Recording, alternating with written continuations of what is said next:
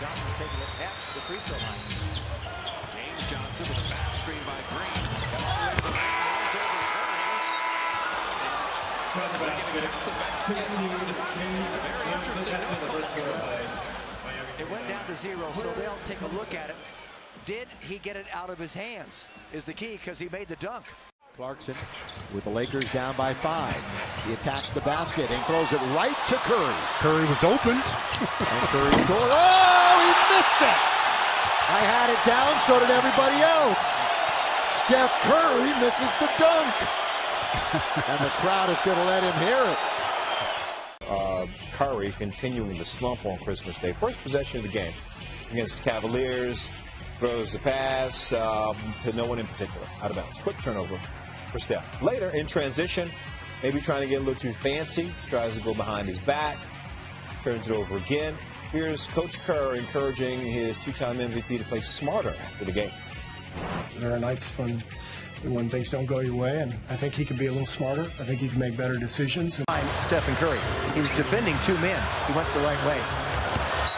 And McConnell played the D. Steph with a rare air ball.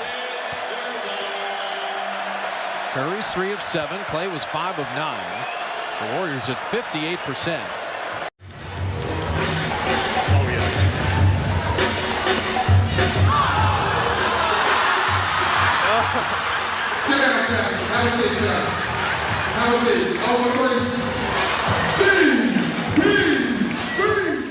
You know, I'm not worried about missing shots. I'm more worried about just decision making and making sure that we're where we need to be, you know, as a group. Curry steps back, 2-pointer, Stephen Curry, and throws up an air ball.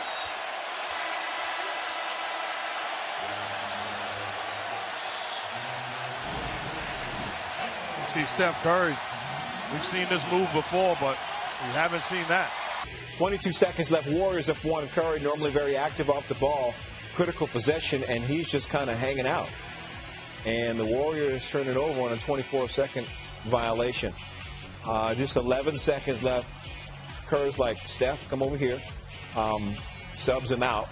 The game's most important defensive possession, and Kyrie does that thing he does over Clay. Curry, watch the bench. The only Warrior sitting on the bench. He has his jersey over his face and his hands on his head. Forced to just watch as Irving wins the game for the Cavaliers. Curry did not have a good offensive night. More on that in a second. Here's Curry on Curry's decision to sit. The new father to forecourt. Topside Curry, wide on the triple try, and the crowd lets him know it. Every now and then, not often, but every now and then, Steph Curry will throw up one. Not the same throughout, so a lot of questions for the shorthanded Cavaliers. Curry from deep. Lead and the MVP. Everything went for him this year. Not tonight. After 3, Memphis leads by 50. Will continue from Memphis. Back up 9, under 2 minutes to go. Curry, long range 3, air ball, missing badly.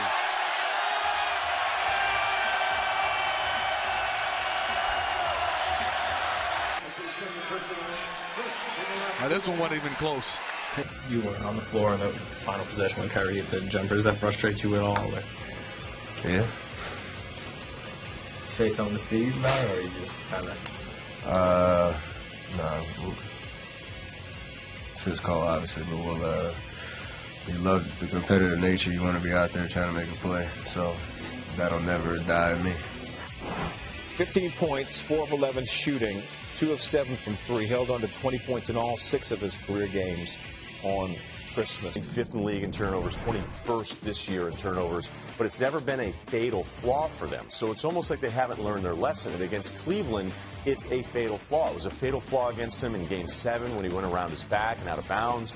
They had a tip where it very well could have had them up 3 with the ball with less than a minute to go. So I think Steve Kerr saying to this group, it's okay to do this against Brooklyn. It's okay to do this against Minnesota and some of these lesser teams. But if you want to close out Cleveland on their home court, like, this is what's going to happen to you blowing a big lead like they did yesterday. Yeah, and Kevin Durant had 36 points, 15 rebounds. Obviously, they went out and got him in the offseason after they lost to the Cavs in the finals. But when you look at what happened last night, a lot of the same issues that we saw in the finals, does Durant really give them a better chance to win in a long series? Well, he absolutely does. I mean, we can't turn this into kind of that Monday Night Football thing where everybody's watching the same team and then we all think we know them. Like, this does not, yesterday's result does not erase how great they've been and how great Durant's been. I think he's been their steadiest player.